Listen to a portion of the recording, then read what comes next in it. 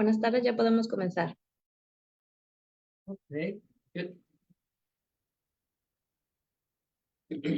All right, so welcome to this second season of Permanent Talks. In this first chapter, we're going to talk with Edison. We normally conduct these talks in English, but for this purpose, and after chatting with Hector, with Edison, sorry about the topic of this conference, this talk, we decided that the best way or the best options to conduct this talk was in Spanish because of the topic we're going to deal with, right? So I'm just gonna introduce to the rest of the public who Edison is. And he is, let me just read a little bit about.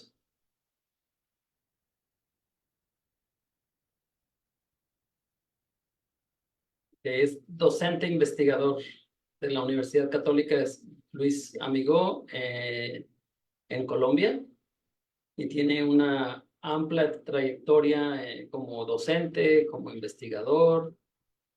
Es fundador de una escuela en línea, y bueno, pues tiene una amplia trayectoria, es colaborador con diferentes investigadores y académicos en Brasil, en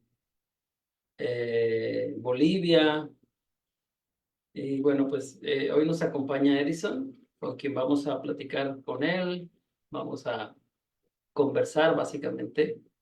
Y como les decía, regularmente hacemos esto en inglés, pero por el tema del que vamos a dialogar hoy, por las características del tema, creímos conveniente que lo mejor es hacerlo en español. Así que muchas gracias, Edison, por aceptar nuestra invitación y conversar con nosotros sobre pues tantas cosas interesantes en las que estás involucrado, en las que estás haciendo por allá por Colombia. Entonces, pues bienvenido a la Universidad de Colima. Es tu casa y estamos listos para conversar. No, antes que nada, yo quiero agradecer inicialmente a la Universidad de Colima por estos ejercicios que se gestan en cooperación internacional. Hoy, pues también en nombre de la licenciatura en lenguas extranjeras de la Universidad Católica, mis amigos, queremos extender el agradecimiento. Recordar también que esto gira en torno a los convenios ya internacionales y de cooperación que tenemos entre ambas universidades. Entonces, me siento más que en casa, Fernando, de verdad. Mil gracias por la invitación, cada uno de ustedes durante todo este proceso. I'm going to try to make a switch between Spanish and English, yes. And that is the idea, because the slides are going to be presented in English, but I'm going to try to be clear with the concepts in Spanish. So we are going to make some translanguaging process here. No, I think it could be the best way in this case. So Very interesting. okay, so our topic for today is the promotion of resistance literacies through the development of resistance narratives. And this is a critical digital pedagogy practice with preserving-based teachers. And this is a research that I start doing in terms of applying, yes, and achieving my doctoral program. Because ¿Nos podrías explicar realmente cuál es el concepto del que nos vas a hablar? ¿Cuál es cuál es el concepto? En palabras, claras. Todos entendamos. Bueno, no, principalmente yo creo que el principal ejercicio aquí es desde la pedagogía crítica. Vamos a estar ahondando un poco ¿Qué podemos esa... entender por pedagogía crítica? Yo creo que la pedagogía crítica es un ejercicio que gira en torno a la transformación, la justicia y la equidad social. Son todos aquellos procesos que nosotros estamos gestando desde el aula para cuestionar relaciones de poder, sistemas opresivos, inequidades sociales. Y ¿Y desde allí, me podrías dar un ejemplo de claro cómo que sí, un docente de lenguas, de cualquier lengua, un eh, docente de lenguas. podría ejercer o podría, sí, podría ejercer la pedagogía crítica desde su postura como docente de lenguas en el Sí, salón de clase? claro. Yo creo, Fernando, que el ejemplo principal desde como docentes de lengua lo vemos nosotros cuando somos esos policy makers, cuando nos empoderamos de nuestras clases para empezar a decolonizar una clase. Este ejercicio yo les voy a De decir, colonizar. sí, decolonizar una clase es de cierta manera decir, venga, un panorama que pasa mucho acá en Colombia y es, tú tienes que enseñar utilizando libros de Cambridge o de Oxford, ¿cierto? Pero son libros que de cierta manera desconocen el contexto social, contexto político e incluso económico en el que se desenvuelven los estudiantes. Entonces nosotros estamos de cierta manera ahí como inmersos en unas prácticas coloniales.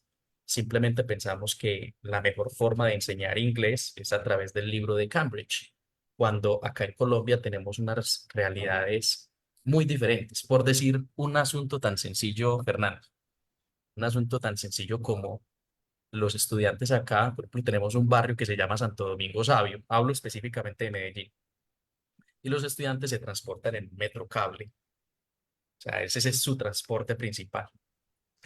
Entonces, vas tú a los colegios del sector y allí se promueve, por ejemplo, que el estudiante, como el contexto norteamericano, por ejemplo, que lo recogen en la puerta de la casa. Entonces, los medios de transporte para ellos, desde esta realidad británica o norteamericana, no responden. ¿Qué me toca a mí hacer como docente?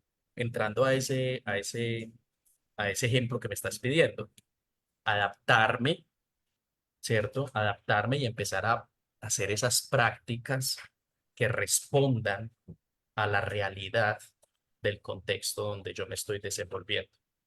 Que el estudiante tenga la capacidad de decir, yo voy a mi colegio en Metrocable, porque no es una expresión muy común. Quizá para el contexto de Colima eso podrá ser muy diferente y tendré yo que mirar otras adaptaciones u otros contextos.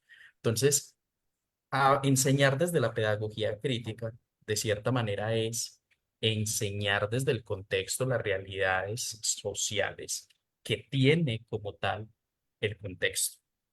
¿Y qué implicaciones tiene para un docente, vamos a llamarlo de esta forma, montarse en la pedagogía crítica y hacer una construcción De o, colonial.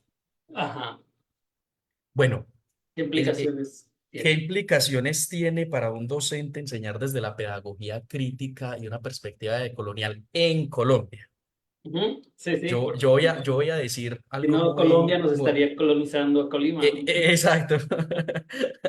Miren, fíjate que lastimosamente aquí han habido unas implicaciones muy fuertes. Implicaciones, por ejemplo, no lo digo yo. Tenemos estudios hoy, como incluso no muy reciente, donde los docentes, justamente por no enseñar desde esos libros que muchos de los centros de idiomas promueven, entonces ya son devaluados o desvalorizados porque no promueven como tal el verdadero inglés, el inglés correcto, porque nos atamos justamente a eso, a lo correcto, a lo válido, al acento único válido, que es ese imaginario en el que nosotros empezamos a movernos. Entonces son docentes que, por ejemplo, han sido estigmatizados, incluso la escala de pagos salariales para un docente nativo y para un docente, un nativo inglés o un nativo colombiano son diferentes. Eso se ve, por ejemplo, aquí en algunas instituciones que por respeto obviamente no nombraré, pero esa realidad se ve acá. Uno. Dos, un docente desde la pedagogía crítica, para nadie es un secreto que en Colombia actualmente, bueno, históricamente, ha sido un país muy golpeado por la violencia, un país que ha venido desde las últimas décadas gestando y proponiendo procesos de paz para que los grupos armados se eh, inserten como tal al sistema político de formas legales, pero no ha sido fácil. Entonces, los docentes que están particularmente en esos sectores más aporreados por la violencia son docentes que al promover otra forma de concebir la educación, cuando empiezan a criticar como tal estos procesos, son docentes asesinados. El último reporte de FECODE, por ejemplo, nos dice, FECODE es la organización más grande de profesores que tiene el país. Y el último proceso nos dice que son muchos líderes sociales. Yo voy a mostrarles por acá incluso el dato. Nosotros tenemos acá en estos momentos una cifra que es alarmante. Son en los últimos 30 años, eh, alrededor de 28 profesores anuales han sido asesinados en Colombia. Justamente, esto es aproximadamente, imagínense, 28, casi que uno mensual. Sí, perdón, dos profesores, tres profesores mensuales.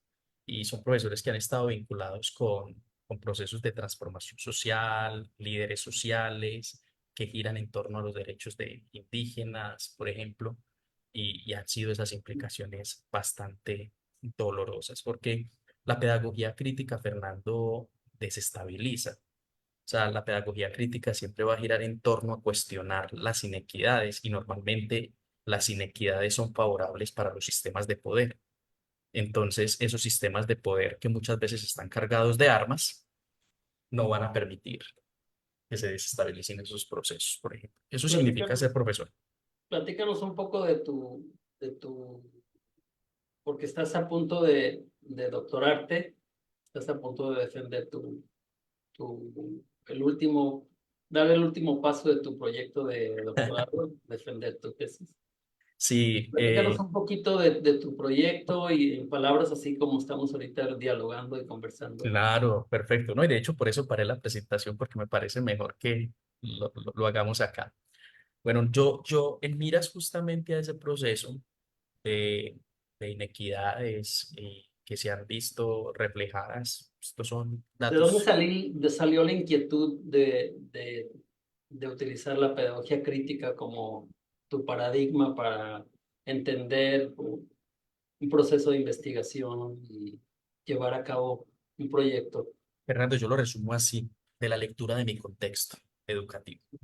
Simplemente, o sea, yo creo que un problema de investigación surge ahí, de eso, de mi práctica pedagógica, de mi ejercicio docente, de las realidades que yo veo dentro de mi salón de clase por diferentes abusos, por ejemplo, contra la diversidad de género, contra la raza, contra la discriminación lingüística, que de hecho son las tres aristas principales que hemos identificado en este sistema educativo colombiano e incluso muy similar al sistema educativo brasilero. Y Brasil, por ejemplo, hoy es considerado como el país más homofóbico a nivel mundial. Entonces, cuando usted empieza a mirar por qué, entonces se empieza a mirar cuáles han sido esas políticas que incluso son discriminadas para que no se enseñe educación sexual desde primaria, porque se considera que los niños se pueden volver más fácil homosexuales si eso se hace. Pero hoy catapuntan a este país como uno de los más homofóbicos a nivel mundial. Como uno no, como el más homofóbico a nivel mundial, imagínense. Bueno, entonces usted está en el aula reconociendo todo esto. Los estudiantes que le dicen, profe, hoy fui a hacer mi práctica pedagógica, mi práctica, pero el rector me dice que como mi inglés es tan paisa, a nosotros nos llaman paisas, como mi inglés es tan paisa, entonces él dice que yo tengo que empezar a mirar estrategias para parecer y que sea más británico, más canadiense o más norteamericano, ¿cierto? Entonces, de verdad, profe, que me estoy sintiendo frustrado porque eh, ¿será que es que yo lo estoy haciendo mal? Uno. Dos, profe, fui al salón, fui a mi práctica o estoy ejerciendo ya como docente, pero resulta que como soy homosexual, entonces los padres, incluso hasta los mismos estudiantes, me juzgan por no querer que yo les dé clase de inglés. Eh, eso, por ejemplo. Eh, Esas fueron las razones. Yo creo que sí, una respuesta a una realidad que tú estabas viviendo como docente, eh, y que tú veías que sucedía con tus estudiantes. exactamente. Entonces tú cuando empiezas a mirar eso, porque esos son los brotes ya, ya eso empiezan a ser los brotes, Los frutos. eso, lo que surge, esas aristas que ya usted empieza a ver dentro de la investigación y ahí es donde tú empiezas, bueno, ¿por qué? ¿Qué es lo que está pasando? Y dentro de los colegios, dentro de las universidades, dentro de los sistemas educativos que se están gestando estos procesos. Es más, ¿qué se está haciendo desde el mismo sistema educativo para intervenir estas dinámicas, estos procesos? Y resulta que es que desde los años 70, por ejemplo, en Brasil, con nuestro pedagogo Paulo Freire, que hemos venido gestionando, incluso desde las mismas pedagogías del norte y todos estos sistemas de la escuela de Frankfurt, uno empieza a mirar y a ver que es que los trabajos se han venido haciendo. Paulo Freire fue un crítico número uno, yo digo que uno de los principales gestores de la pedagogía crítica en Latinoamérica, y lo ha dejado claro desde la teoría Fernando. Ha sido claro con todos estos procesos en la lucha y el empoderamiento para la paz, la equidad, la justicia social. Pero yo hoy incluso así empiezo mi problema de investigación. A pesar de que en los años 70 Paulo Freire empezara a gestionarnos y a cuestionarnos con estas dinámicas, y a pesar de que incluso desde el mismo Estados Unidos, autores como Peter McLaren, como Henry Giroux, como Apple, ¿cierto? Sigan promoviendo estas inequidades porque es que esto no es un asunto que solo pasa acá, ¿cierto? Hay procesos que Estados Unidos también tiene sus procesos, Norteamérica tiene sus procesos, Canadá tiene sus procesos. Entonces, en este proceso, y a pesar de que se han venido haciendo tantas críticas y tantos ejercicios en promover la pedagogía crítica para una justicia y una equidad social, hoy los resultados muestran que los esfuerzos han sido insuficientes, insuficientes.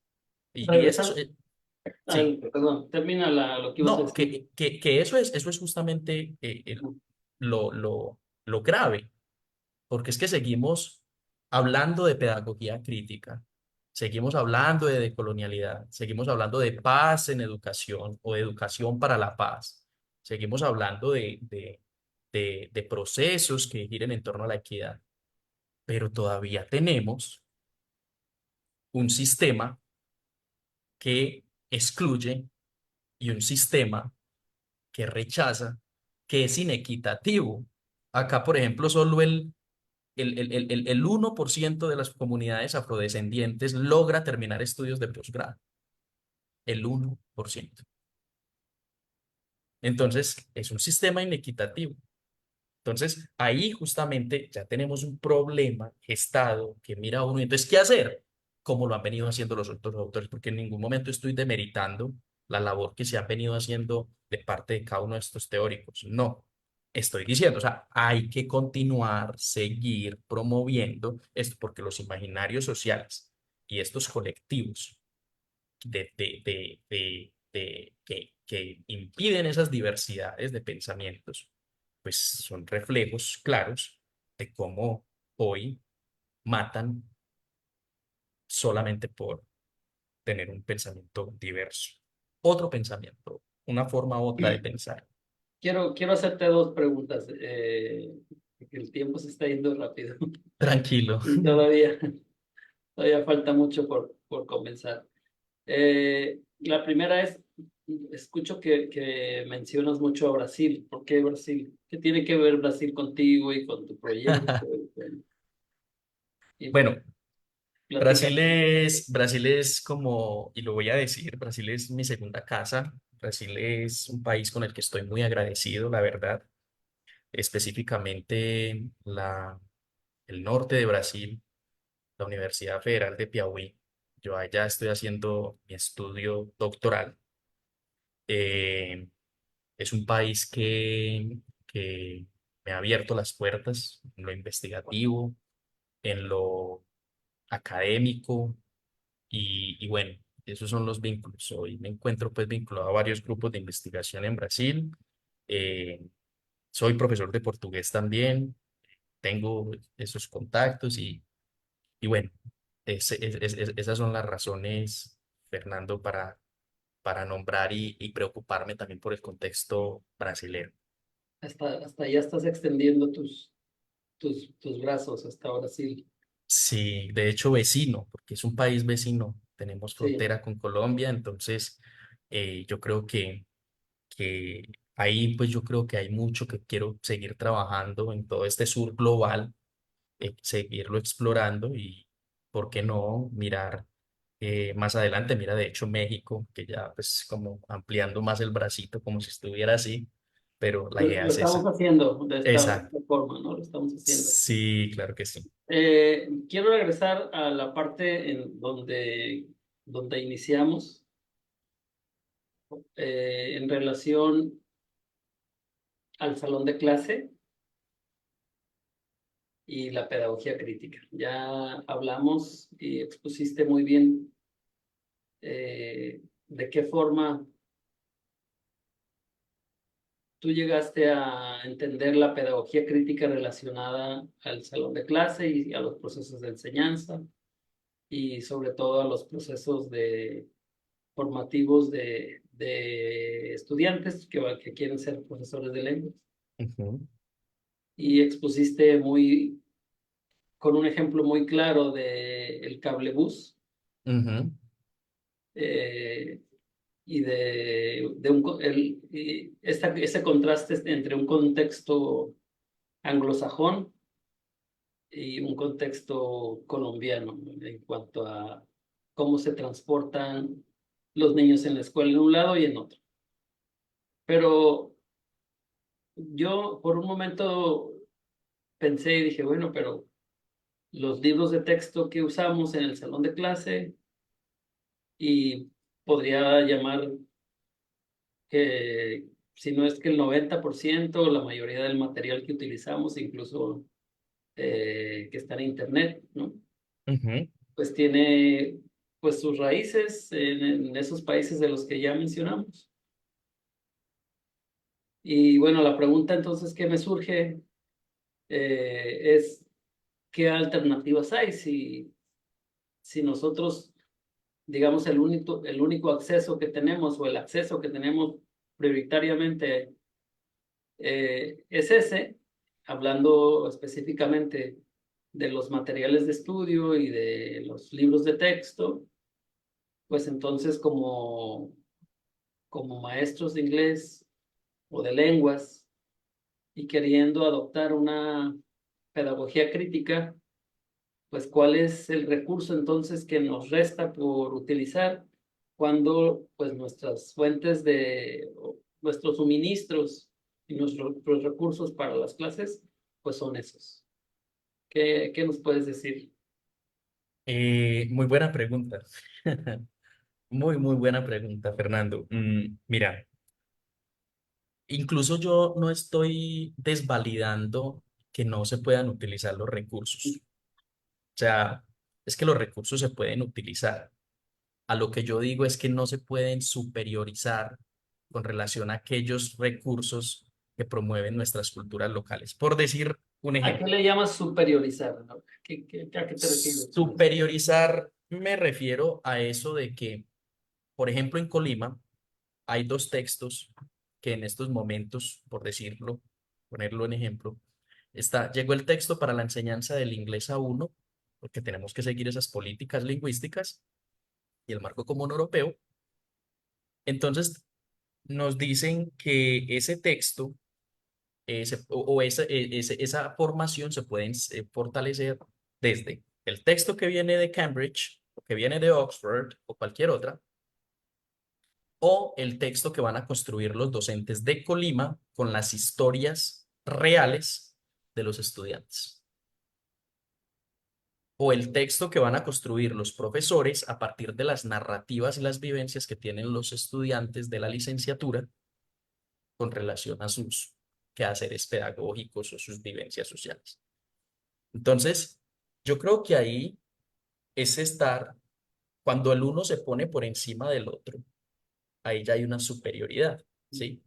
Y en este caso es lo que yo digo, o sea, es que primero, yo creo que no podemos dejar perder esencias de nuestra cultura, de nuestros procesos, por querer implantar otras dinámicas que consideramos son superiores.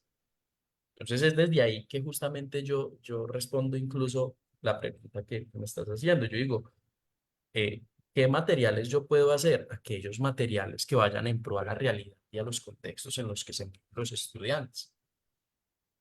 Uno. Dos, aquellos materiales que me permitan a mí ilustrar con ejemplos reales lo que están viviendo los estudiantes. Y tres, ¿por qué no? Aquellas experiencias de otros contextos que me permitan a mí compararme, que me permitan a mí valorarme con relación a otros ejercicios. Pero el asunto es cuando me impiden, Fernando, que me ha pasado, por ejemplo, eso sí me pasó a mí, cuando me impiden utilizar un texto que creo con inteligencia artificial, por ejemplo, que me describa un reading comprehension sobre la, la cultura paisa o barrios en Medellín, porque eso es lo que quiero llevar a mi clase de inglés.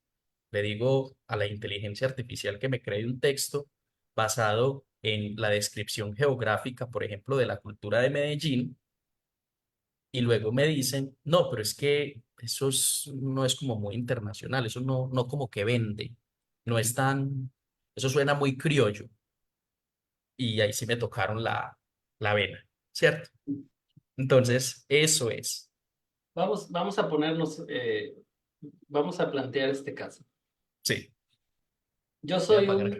yo soy un estudiante de tu clase, es decir, Sí, soy un estudiante que me estoy preparando para ser maestro y ya estoy ejerciendo alguna práctica como parte de mi formación docente. Y yo te compré el discurso de la pedagogía crítica. Estoy sí, totalmente de acuerdo contigo y estoy bien, totalmente a favor. Y en la institución, en la escuela en donde trabajo, pues tengo un coordinador y un director y me dice, Fernando, mira, estos son los materiales que vas a utilizar, estos son los libros de texto, estos son los el libro del maestro, estos son, y vas a enseñar con esto. Este es tu programa, esta es la filosofía de la escuela y queremos hacer que los niños aprendan con estos materiales que vienen de Inglaterra. eso. Y yo voy contigo y te digo, oiga, profe, mire, fíjese en lo que me pasó. ¿Qué puedo hacer si ya tengo que hacer lo que me están diciendo que haga? ¿Qué me recomienda hacer?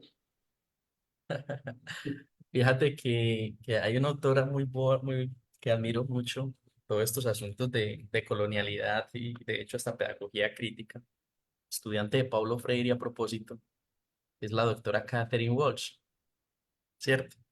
Y Catherine Walsh, de hecho, desde postura muy decolonial, ella dice que nosotros como docentes tenemos que trabajar entre las grietas, y las grietas lo pone así como por hacer una analogía, y es como yo, como docente de lenguas, de cierta manera, yo también me empodero de mi clase. El asunto, por ejemplo, de la libre cátedra. de la libertad de cátedra. Y con libertad de cátedra no estoy hablando de libre albedrío, que también hay que aclarar eso. Pero entonces yo no estoy dejando de utilizar el texto, Fernando, porque yo tengo que seguir los principios y de cierta manera por eso me contratan en una institución, ¿cierto? Pero de todas maneras, si yo soy un docente fundamentado en la pedagogía crítica, yo debo mínimamente decirle a los estudiantes que existen otras alternativas diferentes de aprender. E incluso puedo utilizar los mismos textos para cuestionarlos. Y yo estoy utilizándolos. Pero entonces yo puedo decirle, ok, this is my neighborhood, ¿cierto? Y empiezo. Ese es el texto. What do you think about this reading? Is that close with your reality? ¿Ok? Entonces yo, claro, yo puedo utilizar el texto, pero en ese momento yo cómo puedo volver el texto incluso a favor para empezarlo a cuestionar. Porque si mi principio es la pedagogía crítica, yo en ningún momento puedo dejar de perder la cuestión. Es más, yo trabajo con textos que vienen de Inglaterra, como si fuera desde ese ejercicio. Pero porque es que es desde allí justamente donde se empieza a gestar la discusión. Y en últimas estamos utilizándolos para seguir incrementando algo que se llama competencia lingüística. Entonces, qué bueno que sean esos justamente los mismos recursos para que sean las principales capas a la crítica, la cuestión y la decolonialidad. Muy bien, pues bastante interesante. El tiempo se está yendo como agua. Sé que tienes un compromiso Tranquilo. familiar. Tú me dices a qué horas. No, podemos hablar sin ningún problema otros 5, 6, 10 minuticos. Ah, bueno, pues entonces Sí. seguimos adelante. Voy a hacer una pausa y ver si alguien del Preguntas. tiene alguna pregunta para Edison. Si alguien de las estudiantes que veo aquí, a Eric, a Regina, a Estela, a Katia, tienen alguna, Stephanie, tienen alguna pregunta para Eric, lo pueden poner aquí en el chat. Si tienen alguna pregunta que hacerle a Edison, perdón. Si no, pues seguimos conversando. Sí, sin problema. Sí, bueno, ahorita si surge alguna pregunta te la hago saber. Sin problema. Y cuéntame un poquito de cómo va tu estudio. ¿Estás haciendo un estudio, algún comparativo entre Colombia y Brasil? ¿Lo estás enfocando solamente al contexto colombiano, al contexto brasileño? Dinos un poquito más de... Bueno, el estudio es efectivamente, pues, es un estudio de caso Ujú, que con ese tinte comparativo y lo que hicimos fue coger estudiantes pre-service English teachers, docentes de inglés en formación de la Universidad Federal de Piauí y acá la Universidad Católica Luis Amigo y a través de Zoom lo que hicimos fue un proyecto mediático como una práctica pedagógica crítica justamente para crear narrativas en inglés sobre la cultura, las experiencias de vida, las reflexiones que hacen los estudiantes sobre sus procesos de identidad, todo ese, todo ese ejercicio. ¿A raíz de qué? De todo lo que ya les conté. Fue como una forma de contrarrestar o mi granito de arena, porque incluso yo lo aclaro, yo no estoy en ningún momento ofreciendo un manual para acabar con estos problemas que llevan miles de años en nuestros procesos, ¿cierto? O bueno, cientos de años en nuestros procesos educativos. Pero sí estoy aportando con mi granito de arena, como decimos, desde esta otra forma, una alternativa. Yo estoy proponiendo una de las muchas alternativas que se pueden aplicar, una de esas estrategias, incluso como me lo nombras, que me decías que se puede hacer, y es eso, un curso, yo lo voy a poner de manera muy simple, y yo creo que la simplicidad es el arte de la sofisticación. Cuando tú puedes ponerlo en la simpleza, es porque de cierta manera lo dominas. Y de manera muy simple, Fernando, yo te diría que la investigación radica en eso, en una estrategia para buscar equidad, justicia social con los docentes de formación en inglés a través de estos medios digitales. Mm. Y es unas necesidades, esos brotes que han surgido de los sistemas educativos y las cifras que arrojan los ministerios de educación de cada uno de estos propios sistemas educativos. Eso es como tal lo que podríamos empezar a intervenir. Qué interesante. Hasta ahorita qué has encontrado cuáles han sido tus principales hallazgos? No, no es un Bueno, examen de tesis, ¿eh?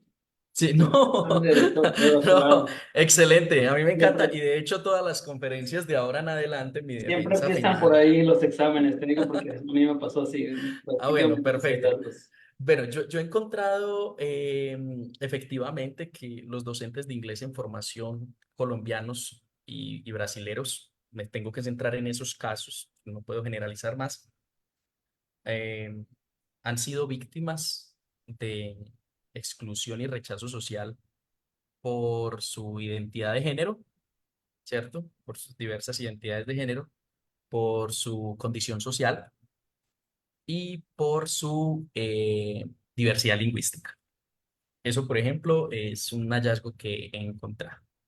He encontrado, por ejemplo, que los medios de comunicación, fíjate este dato, los medios de comunicación han sido eh, los principales promotores de, falsa información, de, de diferentes escenarios, o sea, se han convertido en escenarios para la opresión, para la manipulación, todos estos, pero son justamente los mismos medios de comunicación como estos hoy y las ventajas que nos ofrecen para contrarrestar y mostrar otra cara de esa versión. Entonces, en últimas, la conclusión es que los medios de comunicación tienen un gran impacto para que quien los pueda utilizar siempre va a tener poder. Entonces, de cierta manera, ese poder hoy con las nuevas alternativas de medios de comunicación que tenemos, pues podemos contrarrestar y al menos mostrar esa otra cara de la moneda, esa otra cara que es necesaria dentro de nuestros procesos. Muy bien, pues ya tenemos aquí una pregunta desde Facebook, porque estamos también transmitiendo en Facebook. Maravilloso. Y viene de una persona que quizá te suene familiar o conocida, que se llama Ron Radillo. Muchos saludos, maestro Aarón. Lo extrañamos bastante. Y, y dice así que si hay alguna iniciativa para diseñar materiales propios que tomen en cuenta nuestro contexto, y yo le añadiría que se basen, sí, que el fundamento sea la pedagogía crítica. Sí, yo creo, yo creo, maestro, que iniciativas hay muchas. Mira, yo, por ejemplo, estoy simplemente escuchando a los profes, los docentes en formación, mm, e iniciativas otras, por ejemplo. Le voy a responder eso con un ejemplo que yo hice en un colegio acá. Sí, por respeto e identidad lo tengo que proteger, y era que en el colegio habíamos identificado un alto índice de prostitución infantil, ¿cierto? Entonces era una problemática muy fuerte, pues comprenderán, un contexto bastante aporreado también por la violencia, un contexto donde se veía, era muy común, aparte porque era un colegio donde, o es un colegio en un sector bastante turístico de Medellín. Entonces, normalmente llegaban los extranjeros y estaba esa práctica. Nosotros, ¿qué decidimos hacer, por ejemplo, desde la pedagogía crítica? Un currículum, una enseñanza del idioma inglés que empezara a, con una simple reading comprehension, cuyo objetivo supuestamente es aprender el verbo to be, pero cómo decirles yo me valoro, y empezarles a inculcar a los estudiantes. las consecuencias de la prostitución infantil y empezarle a mostrar a los estudiantes otras formas, por ejemplo, de todo ese ejercicio. Y era en inglés, y era básico. Y yo, por ejemplo, veo hoy que ahí complementando un poquito como la pregunta que dice, aprovechando las bondades de la IA, porque yo creo que hoy tenemos Mm, mucho, yo sumaría incluso eso, y es que yo puedo preguntarle hoy a una inteligencia artificial que me cree un texto en inglés, ojo pues, cuyo nivel sea lo más básico posible, pero que justamente esté en pro de eso, la prevención de la prostitución infantil en Medellín, por ejemplo. ¿Y cuáles serían esas razones? A partir de ese texto yo podría hacer una reading comprehension, por ejemplo, con mm. 5 preguntas, o no sé, ya las diferentes estrategias que podamos mirar. Pero miren que en últimas la esencia es una esencia contextualizada que gira en torno a la solución de un problema que está vulnerando, que está opacando, que está promoviendo inequidades sociales. Entonces, son muchas las formas, son muchas las diversas. Eso es de estar tranquilo, relajado por allá en Colima, al lado de la playa, eh, con un lapicerito o con el mismo celular y diciendo, ve, se me ocurrió esto. Pero son como esos principios pedagógicos críticos que de cierta manera, ¿por qué? Y voy a ser un crítico, pues necesito ser crítico. Enseñar inglés para aprender el verbo to be es perder el tiempo. Y eso es justamente lo que nosotros estamos viviendo. Nosotros estamos enseñando inglés para aprender estructuras gramaticales que en últimas ni siquiera sabemos si se utilizan o no se utilizan. O estamos enseñando inglés para poder ganar un examen o para poder obtener el título de licenciado o obtener el título de profesional. Entonces, en últimas, estamos aprendiendo inglés para cumplir una tarea y no para la vida. Estamos aprendiendo inglés no para nuestros contextos, sino para justamente estos ejercicios que nos pide el sistema educativo como tal, aprobar un sistema, un examen de admisión, un resultado para una universidad. Estamos aprendiendo inglés para ser B1, B2, C1, C2, pero no estamos aprendiendo inglés para reflexionar sobre nuestros problemas sociales y nuestras necesidades más latentes. Y yo creo que por eso hay una apatía, por ejemplo, tan fuerte hoy con el aprendizaje del idioma inglés. Hablo particularmente de Colombia. Primero, porque es obligatorio y segundo, porque no está siendo contextualizada. No es un inglés para la vida, es un inglés para aprobar un examen o para que de cierta manera, mm, no sé, me den el título en la universidad. Porque es que el inglés tiene que ser eso, tiene que ser, el aprendizaje del idioma inglés se tiene que convertir en un estilo de vida. Y nosotros como profes de inglés sabemos, Fernando, yo todavía tengo en mi calendario mi dita donde yo estudio inglés. O sea, es eso. Entonces, es un inglés de cierta manera que es para mí.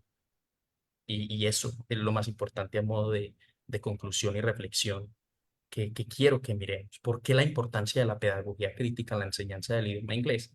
Porque necesitamos responder a un inglés para la vida. Eso es. Muy bien, pues precisamente te iba a pedir que hicieras una conclusión de todo esto que hemos platicado y no sé si quisieras agregar algo más aparte de esto que acabas de mencionar. Yo quiero agregar algo y va particularmente para los estudiantes de, de licenciatura en inglés, ¿cierto? Y es que eh, tratemos de mirar eh, más allá del currículo, o sea, más allá de lo que nos enseña la universidad. Tratemos incluso de cuestionar el currículo, porque es que los conocimientos tienen que ser cuestionados desde la pedagogía crítica. ¿Por qué enseñamos un tipo de inglés o un tipo de conocimientos y otros no? ¿Por qué no promover la cultura maya, por ejemplo, a través de esos textos en los que estamos mirando? Porque en últimas el código lingüístico es eso, es un código lingüístico. Pero en este ejercicio, yo creo que es ahí justamente donde tenemos que empoderarnos de nuestros procesos. Y lleguemos a los colegios como eso, como entes transformadores o personas transformadoras, empoderadas de nuestras realidades y orgullosas de lo que somos. Dice algo ahí, it's time to stop being what we are not, ¿cierto? Lo decía Kihan. Yo creo que es eso, es hora hoy, por fin, de dejar de ser lo que no somos y sentirnos orgullosos de donde somos y procedemos. Bien, muchas gracias, Edison. Muy Es con mucho gusto, interesante. Fernando.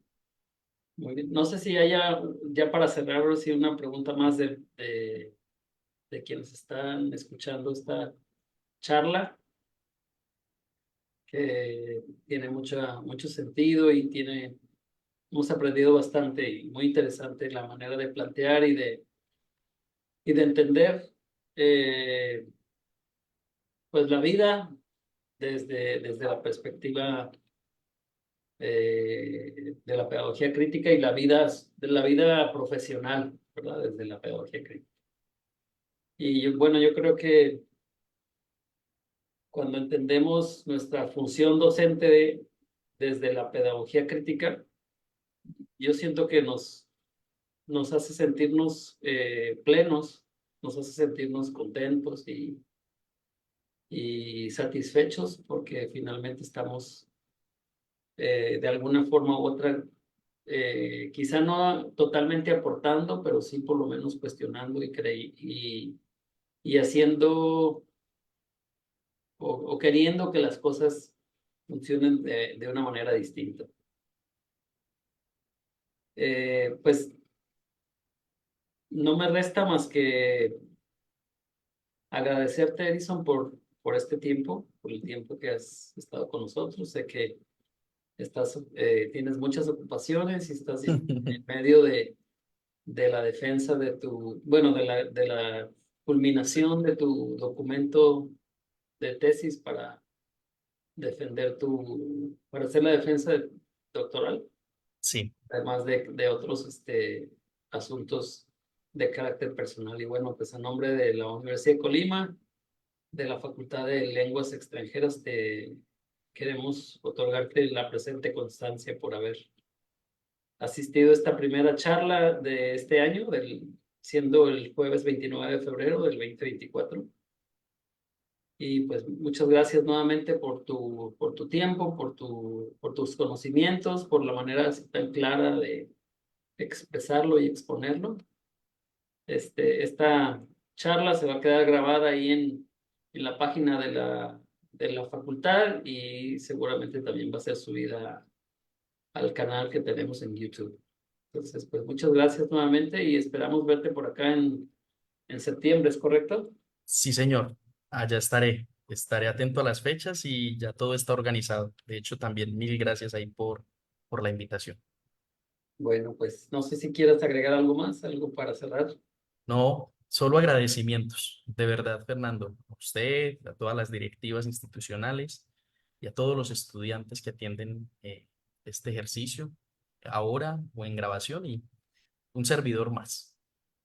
Muchas gracias. Bueno, pues no nos resta más que agradecerles a quienes estuvieron presentes en esta charla. Voy a compartir por aquí el enlace para que se registren quienes están aquí pendientes a registrarse para la charla y nuevamente darle las gracias a Edison. Muchas gracias, Edison. Esperemos No, un placer. no Listo. sea la última vez. No, por supuesto que no va a ser. Sí. Hasta luego. Fuerte abrazo Listo. y mucho éxito, Listo, que esté muy bien. Hasta luego. los dos. Aquí está el enlace para quien se quiera registrar. Gracias, Eli, como siempre, muy amable. Gracias, Zavala. No sé si todavía está ahí Luquín, pero también le agradecemos a todos quienes han hecho posible esta transmisión. Nada, maestro, hasta luego. Muchas gracias por su apoyo. Fuerte abrazo a todos. Gracias también a Stephanie por asistir, a Eric, a Regina, a Estela. Espero les haya gustado y hayan disfrutado de esta conversación que tuvimos entre Eric y yo, ¿no? Y bueno, pues ya aprendieron un poquito más de lo que es la pedagogía crítica, ¿verdad? Un fuerte abrazo a todas y a todos y nos vemos pronto. pronto. Hasta luego. Gracias. Gracias, Aarón, que está en Facebook. Y a los que están en Facebook también. Saludos.